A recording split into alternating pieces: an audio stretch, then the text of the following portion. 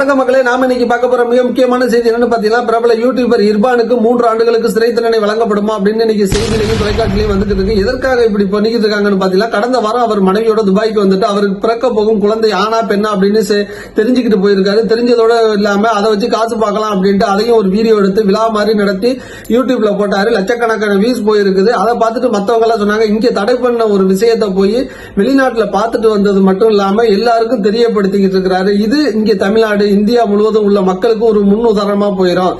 ஏன்னா குழந்தை என்ன அப்படின்னு தெரிஞ்சிச்சுன்னா அதை கருவிலேயே அழிக்கிறதுனாலதான் அதை தடை பண்ணிருக்கோம். அதை போய் எப்படி அவர் வெளிநாட்டுல போய் பார்க்கலாம் அப்படின்னு சொல்லி இன்னைக்கு போராட்டம் மாதிரி ஆரம்பிச்சிருக்காங்க. இதை எப்படி கையாள போறாங்க அப்படிங்கிறது இனி வரும் காலத்துலதான் தெரியும். ஏன்னா கடந்த வருஷம் பாத்தீங்கன்னா ஒரு ஆக்சிடென்ட் ஆயிருக்குது. இவருக்கு ஓட்டிட்டு போன காரு, அந்த பெண்மணி இறந்துட்டாங்க. அந்த டிரைவரே நான் இல்லை அப்படின்னு சொல்லிட்டு வெளியில வந்துட்டாங்க. இதை பொறுத்திருந்து பார்ப்போம். உங்களோட கமெண்ட்டை கீழே பதிவு பண்ணுங்க. நன்றி, வணக்கம்.